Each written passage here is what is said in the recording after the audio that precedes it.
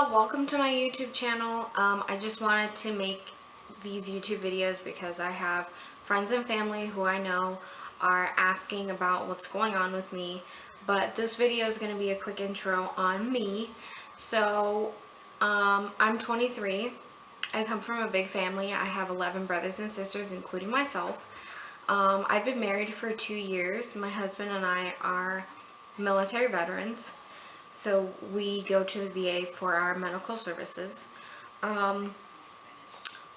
got married 2 years ago in October, and a couple months after we got married, we decided that we were going to try and get pregnant. So our first year of marriage, we did not get pregnant. We went to our VA and talked to my gynecologist about us not getting pregnant, not being able to get pregnant, because usually within the first year you do get pregnant.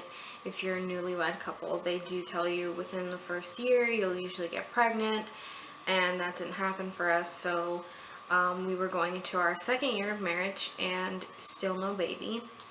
Our doctor at the VA was also considered their fertility doctor, so that they required for us to do blood work and an HSG test to make sure that the tubes were clear and everything was good. So we had an HSG done in about the end of our second year of marriage, and we got pregnant. By May, in May we got pregnant with our first.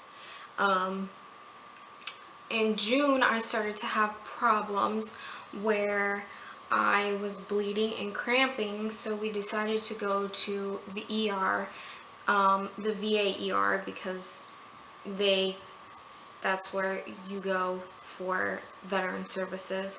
And they told me that I was actively miscarrying, so they sent us home. They said if the bleeding and cramping persists, that I would have to go back in and they would have to schedule a D&C. By July, we had a surprise, which was an ectopic pregnancy. That was pretty scary. I had to go in and have emergency surgery that day, because my tube had ruptured and there was nothing they could do about it. And within the next 4 to 6 months after the recovery process for my ectopic pregnancy, we had a scheduled appointment with our OB when we found out we were pregnant, and they recommended for us to keep the appointment so that he could check and make sure that everything was good and that we didn't have any problems with leftover in my uterus, and make sure my tube was still good and my ovaries were fine. When we went to the OB, he told us that within the next 4 to 6 months, since I'm so young, my husband and I should be able to get pregnant, and that didn't happen. So we were referred back to the VA OB, which told us that she recommended we go to Red Rock Fertility since we had been trying for 2 years with no success, an ectopic and a miscarriage. So right now we are starting our process with Red Rock Fertility. We are in the early stages where she's just recommending us to have blood work and other tests to test things out, and she is going to have an evaluation this next couple of days, on Monday actually. We're going to be going to Red Rock Fertility to see our results of our blood work, our HSG, our saline ultrasound, and what she recommends we do.